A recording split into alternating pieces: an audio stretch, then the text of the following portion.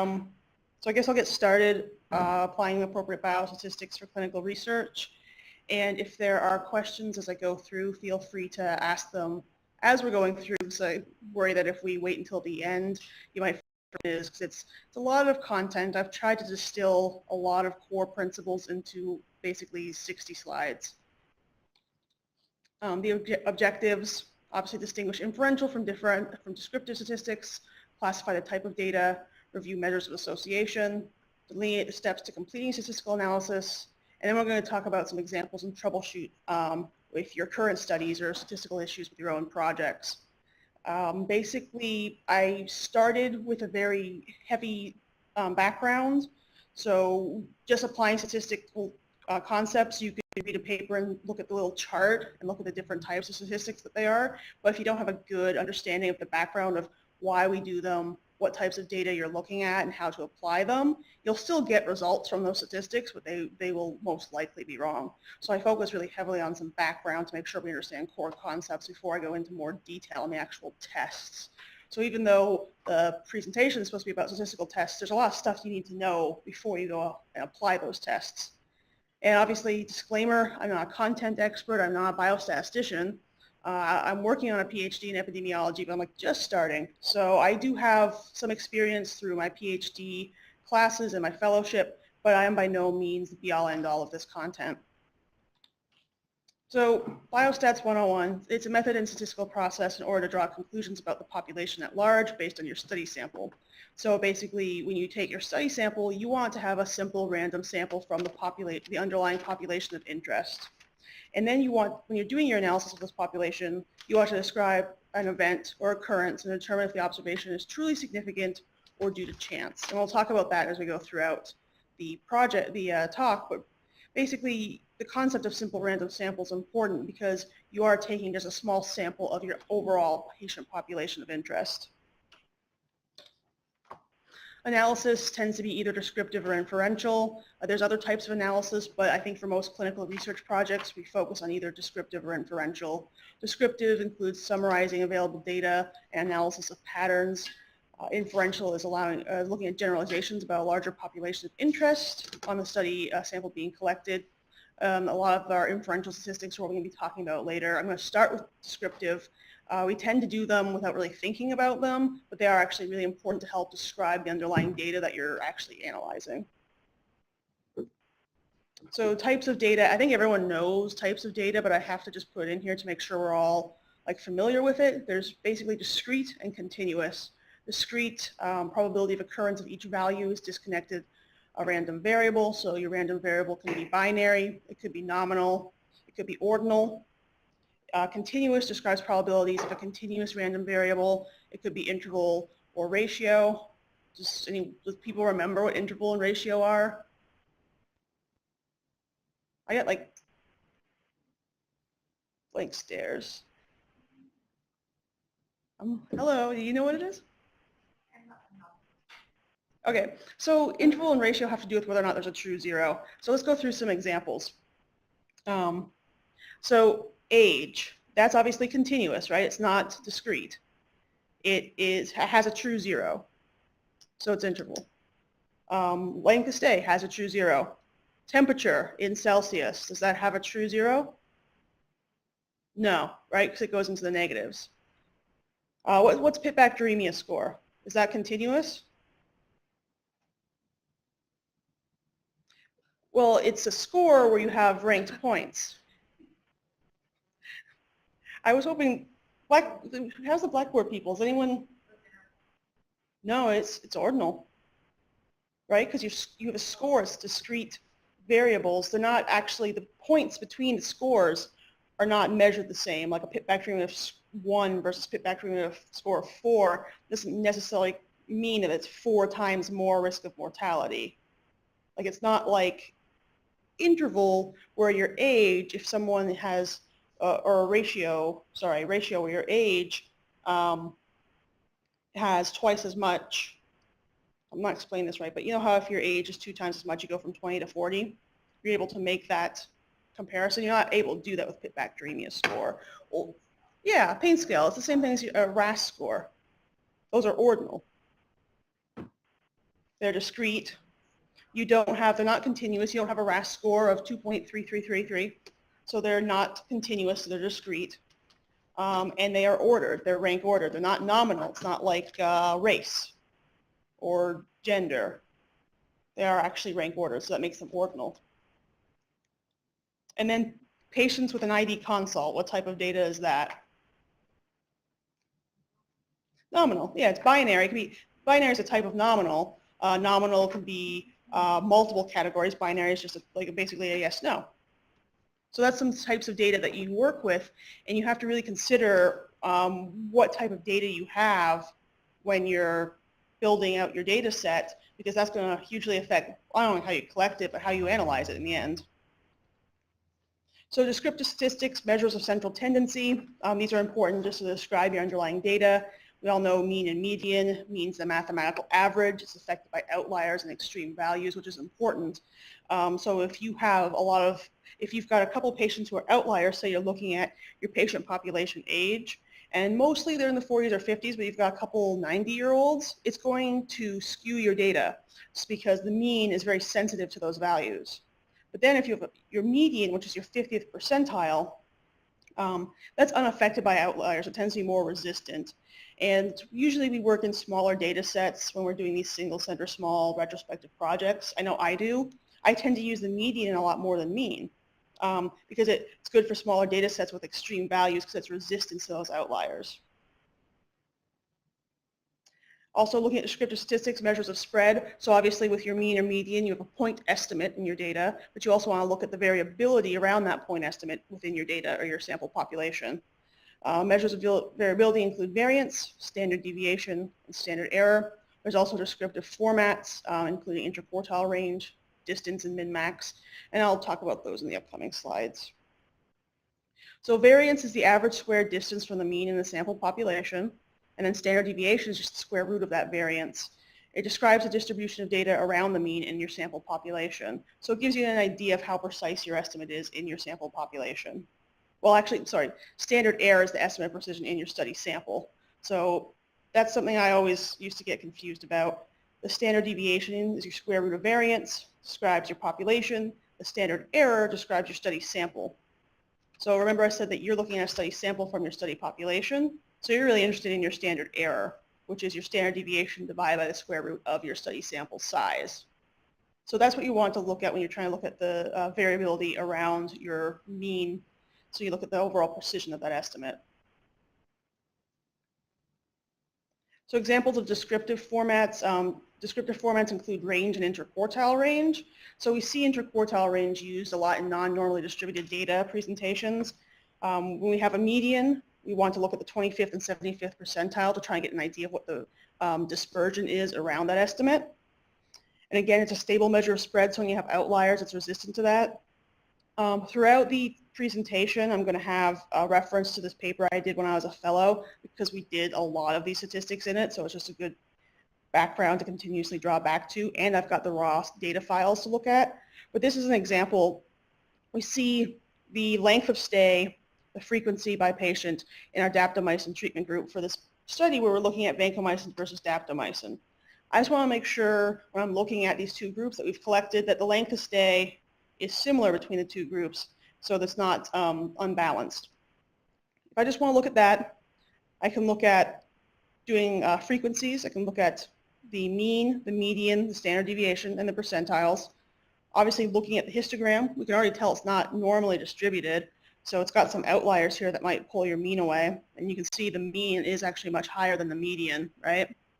So looking at that, I'd say I'm going to use the median and the interquartile range to describe my point estimate and my dispersion of my data because it's obviously not normally distributed, and that mean is very sensitive to these, like this dude out here at 80 days length of stay is really driving that mean up.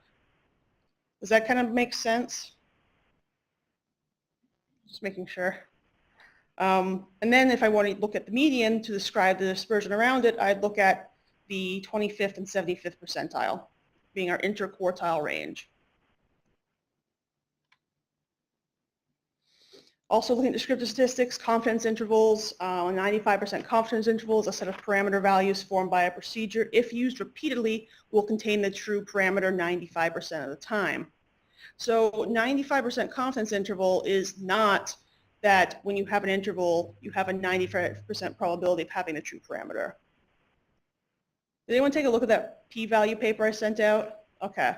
It is very confusing to think about the language of probabilities, and that's where as clinical researchers we get really hung up. It's because we don't understand how we're actually applying these probabilities, because we're really applying the probabilities to our data set, but we're also looking at the probability if we do this repeatedly. So we're not just saying, okay, this is applying only to the data we just collected. No, it's applying in the context of if we had done this using that same model, using the same model parameters repeatedly. So if you were to do your same study 100 times, 95% of the time you'd have the true parameter estimate contained within that 95% confidence interval. So if that 95%, so if you're looking at maybe a mean change in something, if that 95% confidence interval contains 0, is it likely that you found a true change in your population?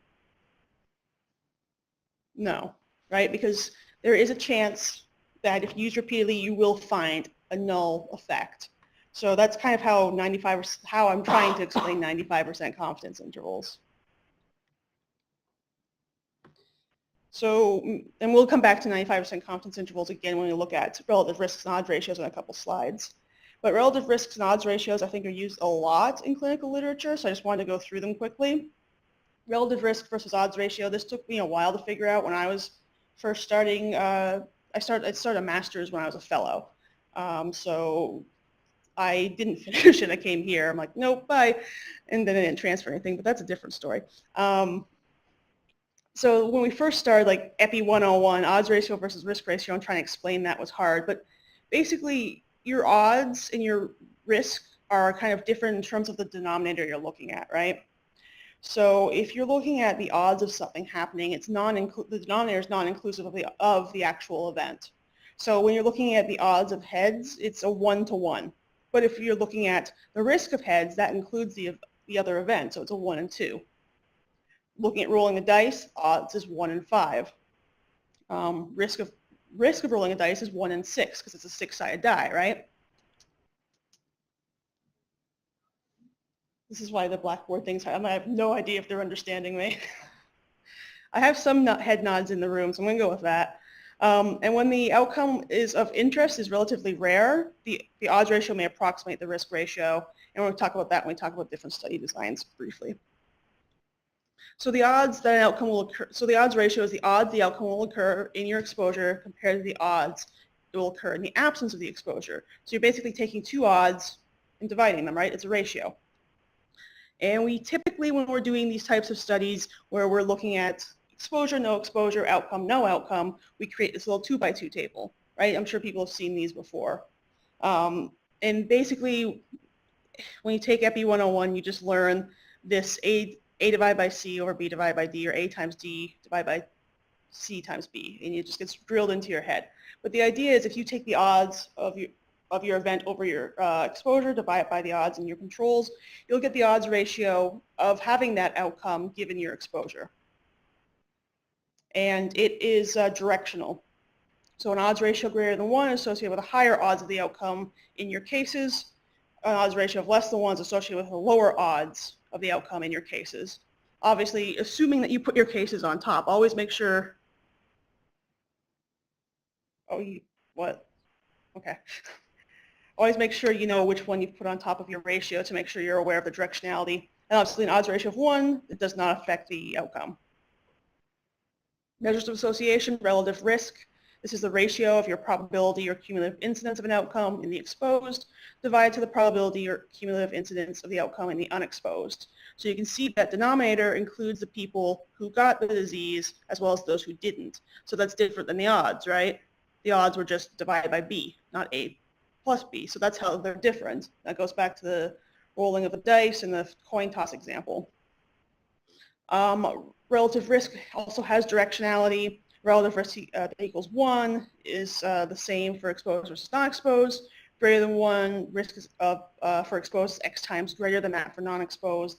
Less is X times less than for non-exposed. So again, directionality. You can also apply confidence intervals to your risk ratios and odds ratios for your study sample. And similar to my example where I said if your 95% confidence interval contained a 0 when you're looking at maybe a mean change, if your risk ratio or odds ratio 95% confidence interval contains a 1, you're likely not finding a difference between your exposed and unexposed, right? So this is just an example from, again, that same paper where I was looking at MRSA versus daptomycin. The primary outcome there was clinical failure. So these are different predictors I looked at, and these are the odds ratios between vanco versus dapto.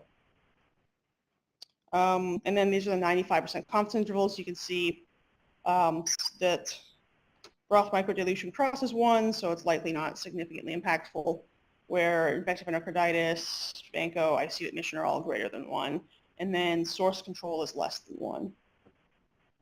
So just as a side note, I did see some posters at ID Week that did look at looking at odds ratios, and then they also did multivariable analysis, which also outputs odds ratios. They put all the list of the independent predictors and the p-values, and that was it. Don't do that. That doesn't help anyone. I don't care what the p-value is. I have no idea what the effect size is. I have no idea what the actual spread of that data is either. So if you have odds ratios, report them and report the 95% confidence interval. And as we'll talk about as we go through, these confidence intervals and looking at this, like the dispersion of your data, is actually more valuable than just having your clear cutoff of p-value.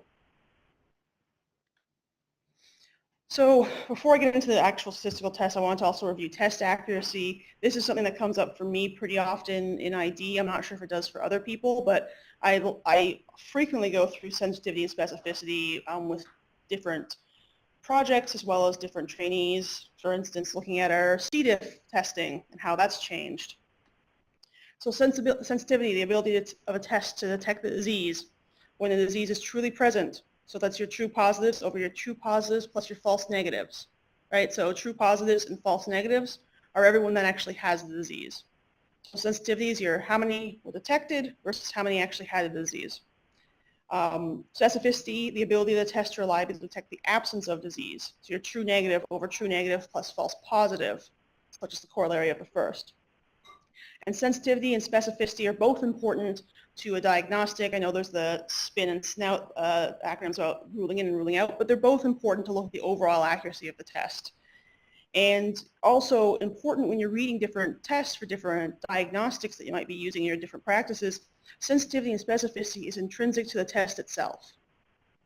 So next we're looking at positive and negative predictive value. That's really what you're interested in once you actually apply it to your patient. So positive predictive value is the proportion of individuals who have the disease as indicated by a diagnostic test. So true positive over true positive plus false positive. Negative predictive value is a proportion without the disease when within the absence of disease is indicated by a diagnostic test. So this isn't inherent to your diagnostic test, this is actually inherent to your population of interest. So positive predictive value, see what's neat about it, as I've shown here with this, I was quite proud of myself for many things on this slide, including this graph. So it shows with C. diff prevalence how your positive predictive value goes from being really poor when you have a low prevalence to being pretty good when you have a high prevalence. So your prevalence really impacts your ability to have a true positive, right? Because if you have a low positive predictive value, that means that your false positive rate's high and driving up that denominator, right? So you're having a lot of false positives, which we worry about, especially with our C. diff test and the PCRs. That's exactly what this paper is looking at. And that kind of goes back to why you need to have a high pre-test probability, which is a whole other concept of Bayes, but we're not going to talk about that. The point is, if you have a high pre-test probability, it's like having an incidence up here as opposed to down here. So you decrease the risk of false positives. So most studies you look at for diagnostics are going to go over sensitivity and specificity. They probably won't go over positive and negative predictive value because they're looking at the test itself. But realize that those are intrinsic to the test and don't 100% correlate to your patient. Does that make sense? No? Okay, we'll talk about that after. We'll talk more about that after. Okay, so what everyone actually cares about, steps to completing statistical analysis. So, oh, is there, no? I'm good? Okay. Steps to complete statistical analysis. There's a lot more than just running the statistic. In fact, running the statistic is down here at number 7 in the steps to complete statistical analysis. Because you can put data in Excel, you can put data in SPSS, and you can run a bunch of statistics and get p-values all day long. It doesn't mean they mean anything. So to start, I want to start from the very beginning, looking at your question to be answered by the study. So statement of the question to be answered, often in our clinical research, we look at comparison of outcomes between groups, i.e. treatment groups. We need to make sure that the question is clearly defined and measurable. We can't just say, oh, I want to look at daptomycin use in our hospital. I don't know what that means. What are you comparing it to? What do you mean by use? You know what I mean? Like, well, I want to look at whether or not daptomycin has better outcomes than vancomycin. Again, you need to define what does that mean? What's your outcome? I mean, I don't know, you're looking at daptomycin versus vancomycin, but what do you mean by better outcomes? You want to look at your population too. Is it all types of infections? Does it have better outcomes in bone and joint, or is it bloodstream infections you're interested in? Are you looking at whether or not they had cultures or not? So you have to clearly define your population within your study question, as well as clearly define your exposure. And obviously clearly define your outcome. So when you're starting, the first thing you do when you're starting a study is really nail down what the study question is to be answered before you start going on to any other steps. Really try and make it as concrete and measurable as possible.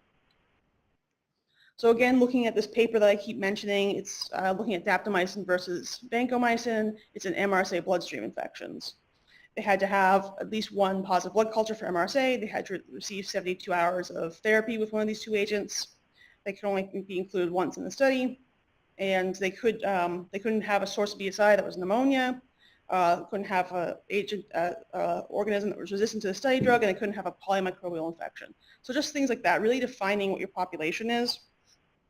It might limit some external generalizability, but it will help with internal validity of your study. So next, you kind of have an idea of what your actual study question is. You have to formulate your null and alternative hypothesis. So you guys have heard of null and alternative hypothesis before? Thank you. Some people are nodding. The null hypothesis is a theory that there's no difference in the underlying data. For instance, we assume there's no difference in clinical cure among patients treated with antibiotic A compared to antibiotic B. The alternative is that there is a difference, and our statistical tests work to test which one, the null or the alternative.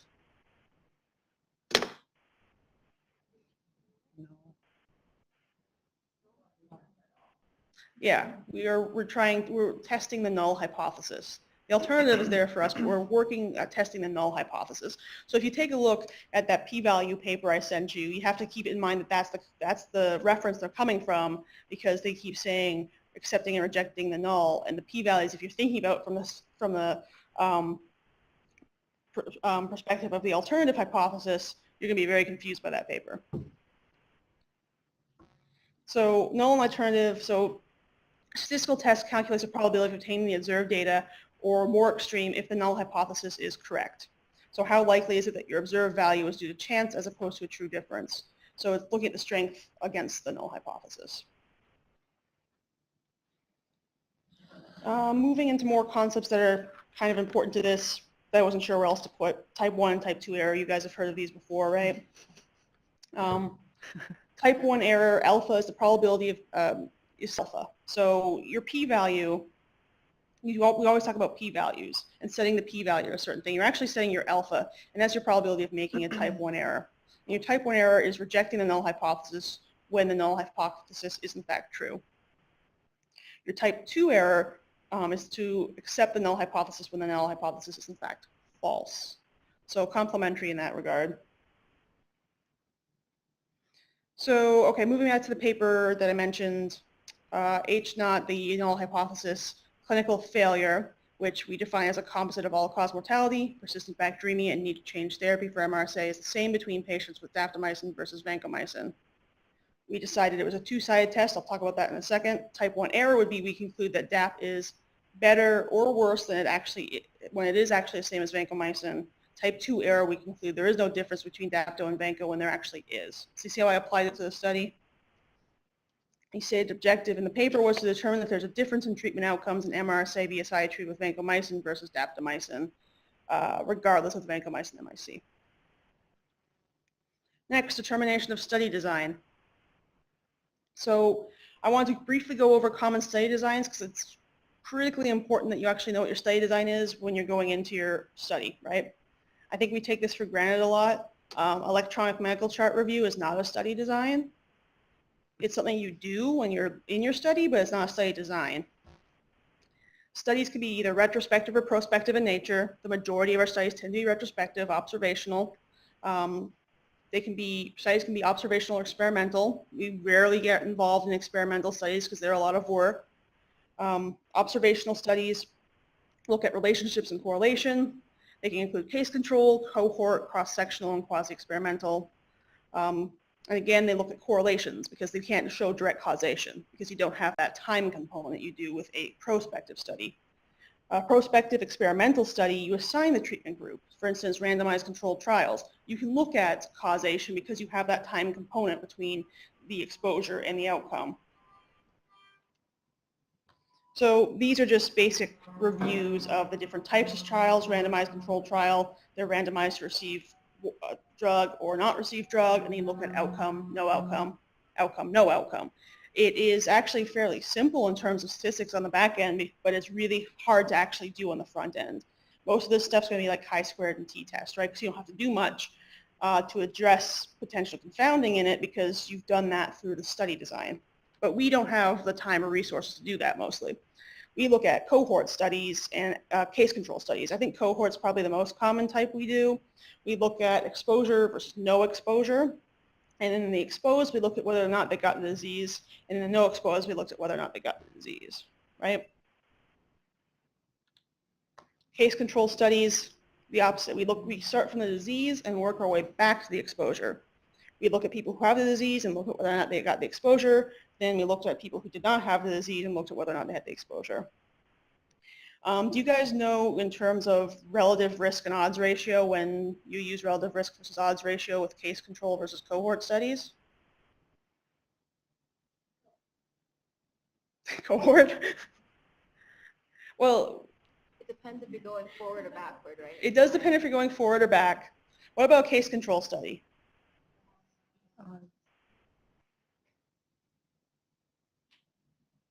Relative risk or odds ratio? Yeah, odds ratio. You can't really do a relative risk because you don't know the cumulative incidence. You're starting from disease.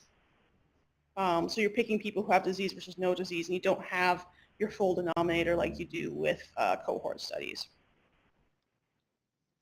Okay, so going back to the paper, this was a cohort study. We looked at daptomycin versus vancomycin. We looked at clinical failure versus no clinical failure.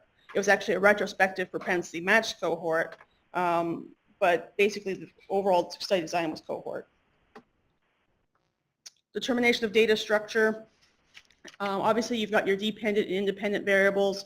Your independent variable is your exposure or explanatory variable. Your dependent is your response or outcome variable.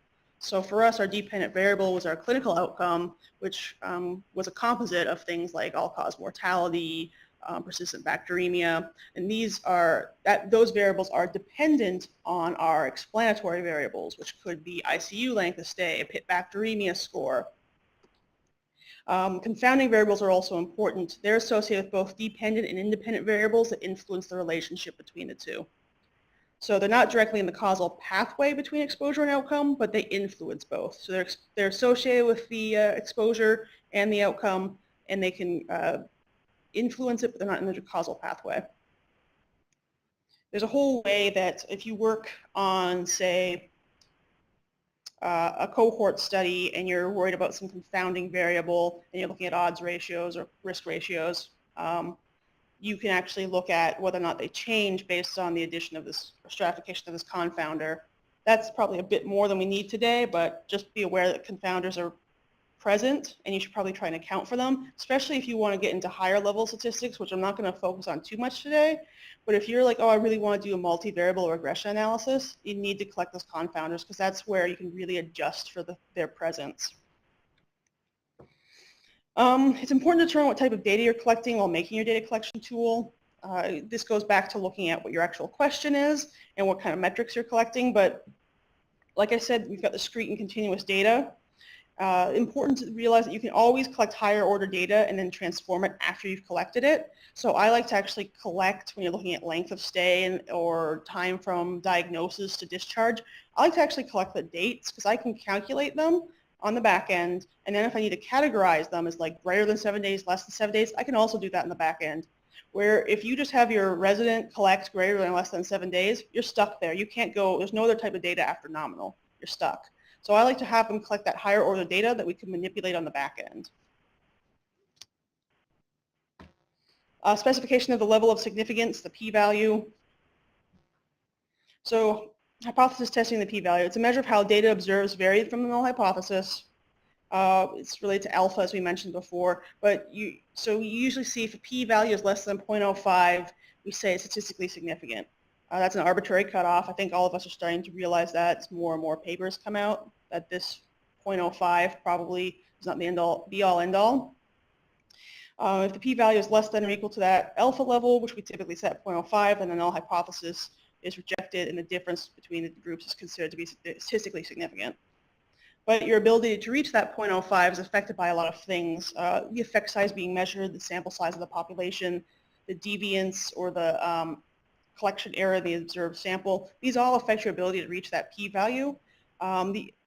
Also looking at the underlying assumptions of the probability model that you're using. So if you have a p-value that's greater than 0.05, that doesn't necessarily mean that what you found isn't important. It could be affected by a myriad of things. Additionally, if you have a p-value less than 0.05, again, doesn't actually mean that it's the be-all, end-all, you found something that's important. If you have, like at card studies, are usually thousands upon thousands of patients, right? You're going to find statistically significant differences just based on the fact that you've got that large sample size. RID studies tend to be a lot smaller. We tend to have a hard time hitting this p-value with some of our smaller studies, especially with drug-resistant bacteria, because we have so few patients to put in those studies. But if we see, for instance, I don't think I had this in the slides. No. Okay. If we want to look at a 20% effect difference versus a 15% difference, you go from having some 260 patients to some 400 patients that you need just to show that 5% difference. So it really is very much dependent on a lot of things that, excuse me, that we don't necessarily consider. And that, sorry, that paper I sent talks a lot about how we need to look at the underlying probability distributions as well, which I don't even really go into a ton because that's higher level stuff that I'm not sure if I'm going to bore people with. But basically, going back to the p-value, it's very arbitrary. This basically, Ronald Fisher, this is his quote where he came up with p-value in the 20s, the p-value cutoff of 0.05. And we keep using it as the be-all, end-all. And it was more just something he wrote in a paper once, and we decided to run with it for almost 100 years. But now we're starting to realize that this arbitrary cutoff is probably doing more harm than good. We have a lot of people that just go hunting for p-values and try and find those significant values to report in their journal articles and publications that don't necessarily mean that we're providing good quality research that's actually showing a true effect. So again, this goes back to that paper. It's not the probability that the null or alternative hypothesis is true. It's not the probability of getting the results you got. It's not the probability that the result you got was due to chance alone. A large p-value is not strong evidence against, hypothesis and so on. So that paper I sent has 20 misconceptions about p-values, confidence intervals, and power, the majority of which are dedicated towards the p-value. It really tries to explain the language behind looking at your probability distribution and how what you're testing is whether or not your sample matches what you'd expect your probability to be. It's not the be-all, end-all looking just at your data. It's hard to explain, but I hope that paper does a good job because they're actually biostatisticians. Power, I've already mentioned beta. Power is 1 minus beta. It's the probability that the statistical test can detect a significant difference. As alpha increases, beta decreases, power increases. Anyway, sample size is related to power. I'm just going to say that for this one. Sample size is the number of people being studied from a particular population. Elements of sample size, prevalence of the outcome or exposure of interest, desired detectable difference, variance, your alpha level, and your power. Clinically relevant differences are important to determine effect size. And again, smaller effect size equals greater sample size. So this goes back to that example I was kind of mentioning earlier, your proportional difference. If your powers and your alpha are the same, but your effect size is 20% versus 15%, you go from a 181 patients total to show that effect versus 334. So you can see how when you have a small sample size, it might be very difficult to hit that to get a p-value of less than 0.05 because you need to have vastly different effect sizes that probably aren't realistic. Decision for a suitable statistical test is probably what most people actually were interested in an hour later. Considerations for deciding on a statistical test. So there's a lot of considerations before you actually decide which test to use. You obviously need to know what type of data you're dealing with. What's your outcome data? What's your exposure data? So we already went over nominal, ordinal, ratio. You need to know what both of those are. You need to know whether or not your data is normally distributed. If it's not normally distributed, if it's distributed by another probability distribution, so whether it follows certain parameter assumptions versus not. You need to know whether or not you're doing a one-side versus two-side hypothesis test, how many groups you're comparing, are your data independent or paired, and how you assess for the presence of confounding. So there's a lot of steps, even once you just get to this step. So I already showed you like an 8-step process, and step 6 already has 5 more steps. So there's a lot of things you have to consider before you start running statistical tests. So families of probability distributions. Distributions can be either parametric or non-parametric. Parametric are defined by certain parameters. For instance, normal distribution is the one I think most people are familiar with. It's distinguished by 2 parameters, the mean and standard deviation. Obviously, when I showed you that histogram earlier, it was not normally distributed, it was very skewed.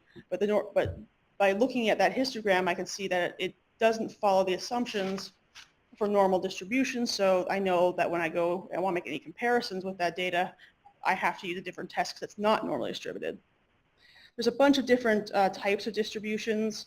The most often we look at normal distributions for continuous variables, and we also have chi-squared distributions that I think are probably the most common that people use. We sometimes use Poisson distribution, but if you're getting into that, go ask a biostatistician for help, is my recommendation. And the non-parametric tests are not governed by a set of parameters. So if you don't meet the assumptions of the test, you move to non-parametric tests. For instance, I'm going to talk about ANOVA in a slide, but there's 3 assumptions: independence, normal distribution, and homoscedasticity. Homoscedasticity is equivalence of variance. So basically, if variance is the same throughout. If those assumptions aren't met, you move to a non-parametric test. So this is my attempt to try and explain variables in your data have different distributions depending on the type of data you're collecting, and you test whether your simple random sample differs from the underlying probability distribution more than would be expected by chance. So when you're applying your statistical test, you need to decide which distribution you're looking at, and then whether or not what you observed from that simple random sample of people you took actually differs from that distribution more than you'd assume by chance. And there's a lot of different types of distribution. We're more familiar with the normal distribution more than really anything else, I think. Are you guys familiar with one-sided versus two-sided tests? Somewhat. Two-sided really is the most commonly used. We don't know the directionality. So this is supposed to be perfectly normally distributed. This would just be like a normal distribution curve. We basically have to put our probabilities at either end of the tail because we don't know the directionality. So for instance, my Vanco versus Dapto study, I could theoretically say, based on previous studies, I might not be able to say, I don't know if it's better or worse, so I have to use a two-sided test. If, based on previous studies, I know that it's not been shown to be worse, I could use a one-sided test. But usually people just do two-sided tests. If you want to do a one-sided test, it's a little less conservative, so you might want to explain why you're using it. And that's, as you can see, it's less conservative because you have all of your probability in one tail. Bias and confounding, quickly, just to go over this to make sure everyone's kind of aware of them. Bias is a systematic design or concept that distorts association.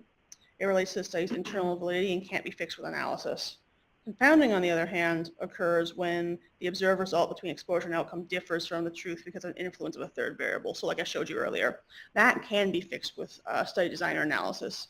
You can do matching to control for the confounder, so you can match on that confounding variable. You can, after you collect the data, stratify by that confounding variable. Or you can do regression analysis and to account for that confounding variable. So types of statistical analysis, basically I think most people are going to end up doing univariate, which is what we talked about with distributions, of frequency of data. Bivariate, which is your crude or unadjusted association between two variables. Some people might get into multivariable. That's where you look at your controlling for confounding. Very few of us, I think, will get into multivariate. That's when you have multiple outcomes. Side note, a lot of studies will say multivariate analysis when they're actually talking about multivariable. If it's a binary logistic regression, we have one outcome, a yes or no outcome. That's a multivariable analysis.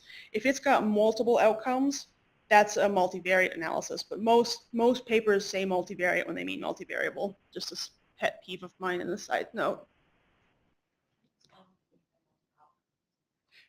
So multivariable is like a yes/no. So did they develop acute kidney injury? Yes, no. Multivariate might be, so I did a multivariate regression analysis for one of my papers where we looked at patient distribution after ED for skin infection. It was ED versus OU versus admission. So multiple outcomes. Where multivariable is a yes/no, but you're accounting for multiple variables, your covariates for confounding, right? So your multivariable is your variables that go into the model. Your outcome is still this yes/no metric. So you know when you see multivariable regression analysis, it says we controlled for X, Y, and Z for our primary outcome. So am I making sense? Okay. Did that answer the question? Okay. Selection of statistical tests, the first one looking at binary or nominal. Your most common is going to be your chi-squared or Fisher exact, but you can see you need to know what type of data you have. You need to know whether or not it's paired. And then you need to know your accounts, your estimated counts. So most commonly you'll use chi-squared.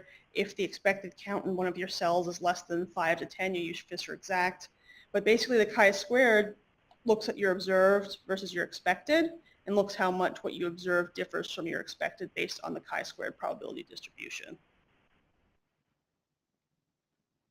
Oh, and for categorical, if there's greater than 2 comparators, you do this the same as above, but you correct for multiple comparisons.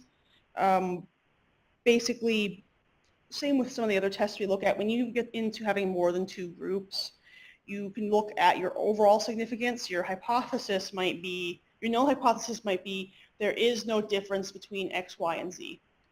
But then if you find that there is a difference, you just know there's a difference between X, Y, and Z. You don't know if it's a difference between X and Y, Y and Z. You don't know where that difference lies yet, right? So you then have to do a series of multiple comparisons. But when you do these multiple comparisons, you increase your risk of causing a type 1 error because you're constantly doing multiple tests on the same data. So you have to adjust your level of significance to account for the fact that you're doing these multiple comparisons. Is the easiest way I can think of that. Yes?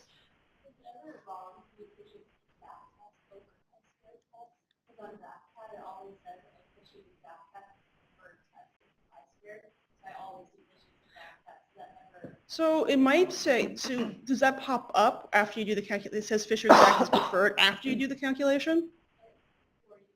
Before.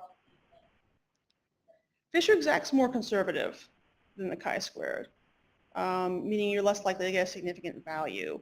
I don't think that's necessarily wrong, but I also don't know why it would do that. Does that make sense? I'm assuming if you have a large enough sample size, it would, once you get to a large enough sample size, it wouldn't matter, but when you're in those smaller ones, there's also stuff in here that I didn't talk about, looking at corrections for smaller data sets between 10 and 50, like this like Yates correction and things like that. There's things that you do with smaller data sets, and I'm assuming you're not working in the thousands, right? Yeah, so I think they're probably just saying the Fisher exact because it's more conservative, especially with smaller data sets. That would be my guess why they're doing that. I should put my disclaimer too. I don't use GraphPad. I've never used GraphPad. I know that most people do, so that's like a big hindrance to me helping with certain things because I do not understand what that program does. But I can answer general theoretical questions. Yeah, so this is basically the chi-square Fisher exact from SPSS. It looks big because I put in basically every type of percentage expected, the expected count for each cell. I put percent within your ICU versus percent within your treatment group. And you can see it says Pearson chi-square, but up here, there's a little A says 2 cells with an expected count less than 5. So it just gives you the Fisher exact. And it was a 2-sided test. Next, looking at selection of tests, looking at your continuous data, you need to look at whether or not continuous data is normally distributed or not normally distributed. If it's normally distributed, you might use one of these parametric tests. It also depends if it's paired or unpaired. So paired is like studies where you might give them a treatment, do a washout and give them another treatment. It's the same human being getting the same treatment, right? So that's paired data. We usually work on unpaired data. So 2 groups, we use a student t-test to compare means. I think that's what most people are used to. More than 2 groups, we use the ANOVA. So ANOVA can detect at least 2 groups in comparison. They look at the means. But this is basically saying what I said earlier, but they can't tell you which group's different from each other. So if you've got 3 or 4 groups, it will tell you that there's a difference there. It just won't tell you where the difference actually lies. Because your null hypothesis is that there is no difference between those number of groups. And then paired t-test and repeated measures ANOVA. If your data is continuous but it doesn't meet the assumptions for normal distribution, most commonly it's not normally distributed. Like you do a histogram, it looks skewed. You're like, this is not normally distributed. I need to use a non-parametric test. Again, you can look at paired versus unpaired. Most likely we'll be using unpaired. 2 groups, it's going to be the Mann-Whitney-U. Greater than 2 groups, the Kruskal-Wallace.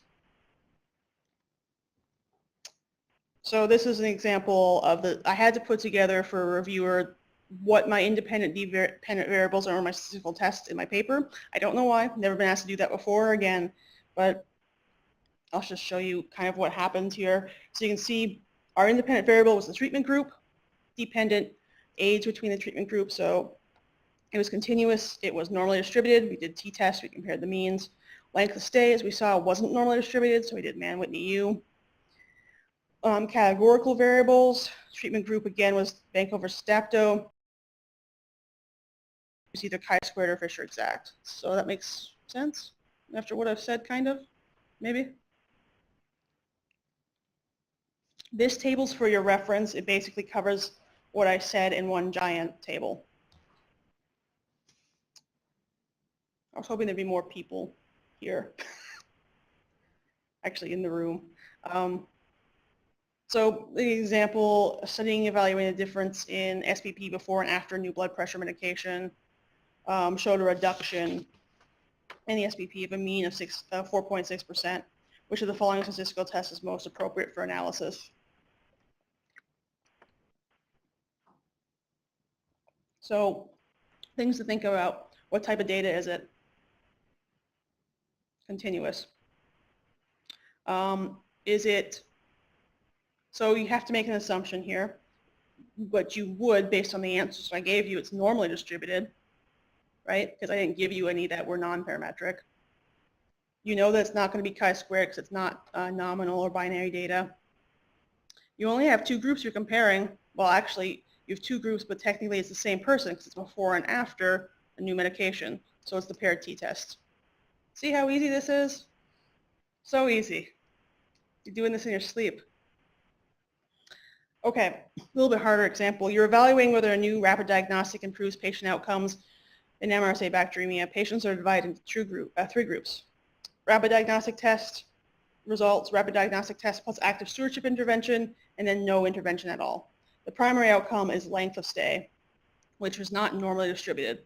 Which of the following statistical tests is most appropriate for analyzing this data set?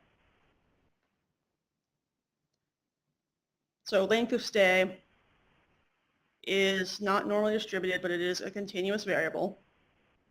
So we know it's going to be non-parametric. We have more than two groups we're looking at. We have three groups. This one's a bit harder because I don't think people are as familiar with this test. This is one of my favorite tests. Yeah, it's two. It's the Prescott-Wallace. See? Easy. You don't even need me. Other relevant statistical tests I did not go into basically because I'm not sure how beneficial it will be. I can always talk about them again if anyone wants me to, but correlation, linear regression, multivariable logistic regression, Kaplan-Meier survival analysis, and Cox proportional hazard analysis. You need statistical software for these. I mean, a lot of the other things I showed you can do in Excel and GraphPad, but I don't think you can do things like multivariable logistic regression in GraphPad. You might be able to do a Kaplan-Meier survival, but I think that's about it. Quickly, this is just an example for the multivariable. Confounding variables distort the association between your variables of interest, like I said. This is an example of binary logistic regression. So I showed you these odds ratios earlier when we just looked at risk in the exposed versus unexposed. This is from the multivariable logistic regression where we accounted for all of these at the same time. So basically, we're saying, oh, if you receive vancomycin, your odds of clinical failure are twofold higher than those received daptomycin. But now this adjusted odds ratio, this is saying that if you receive vancomycin and you accounted for the fact of whether or not you're in the ICU, you had source control, and you had a complicated bloodstream infection, now your odds are 2.4 times higher than those that received daptomycin because we're controlling for these additional confounding variables. Does that make sense? So that's why I like regression analysis. I recommend that if you have a sample size that you can do it in, after you do your bivariate, you reach out to someone, a statistician that can help you with it because it will be much more, it'll inform your data much more than just doing a simple crude analysis. Oh, interpretation of test results. I think we already talked about this a lot, but lack of statistical significance does not mean the results aren't important. Additional statistical significance does not mean the results are not of clinical importance. And clinical importance addresses the relevance of a difference that exists. So statistical significance doesn't necessarily mean clinical significance. I think we've addressed that a lot. This is an example I got from Dr. Stafford who presented to us recently. This is the interpretation of test results and being careful about inferences. So this is the per capita cheese consumption versus a number of people who died because they're tangled in their bed sheets. They look highly correlated, but you have to be careful of inferences. So yeah, this is from a website with spurious correlations. These are some helpful websites that I've used when I've been working on different projects, except for GraphPad. I put that in there because everyone uses it. And with that, I'll take questions.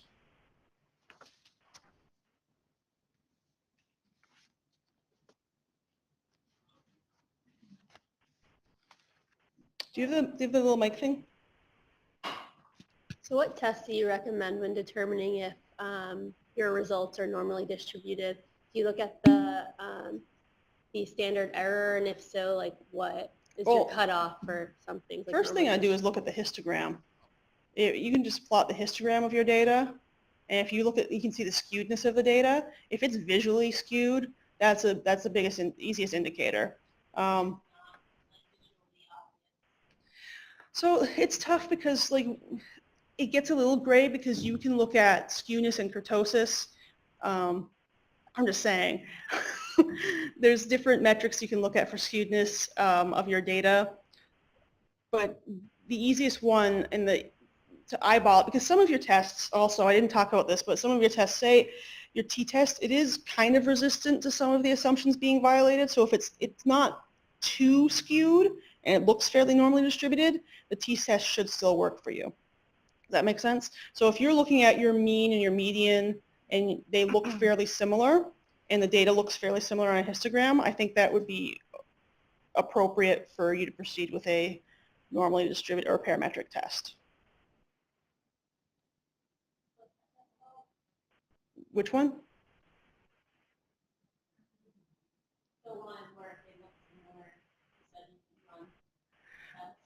Well, if you're looking at continuous data that is normally distributed between two groups that are independent, you can do a student t-test.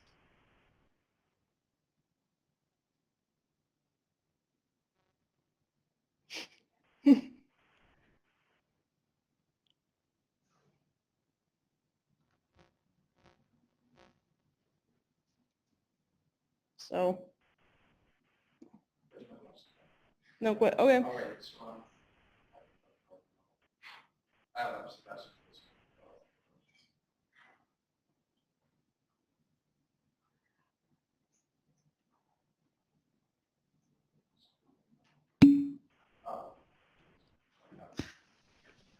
There was a question from online with this one. So are there any helpful stats computer programs out there for rookies? Like, would you recommend like SPSS, or are there any free things to use? I like SPSS because it's point and click. The problem with SPSS is that the subscription's expensive. I think if the department can get one computer with SPSS on it, it would be worth it. It's $350 a year, but because it's point and click, it's really intuitive to use. When I say point and click, I mean like the more robust programs like SAS. You can get SAS University free, but you have to know how to code that stuff. I struggle with that in my stats classes every weekend for my homework. I spend hours spinning my wheels on this code. But SPSS is point and click, and I think it's fairly intuitive, and it's more robust than GraphPad. Like my understanding is GraphPad can't do things like regression analysis.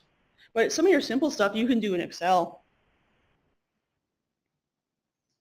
And I believe there are free software programs that you can download for like simple tests. So obviously, you can't do it for like multivariate notes, but I've heard like the R project one, and like trying to remember what the other one was, but there are some out there. R is free, but you have to code for that too. It's similar to SAS that you have to know the code, but R is becoming pretty popular because it's free. Mm-hmm.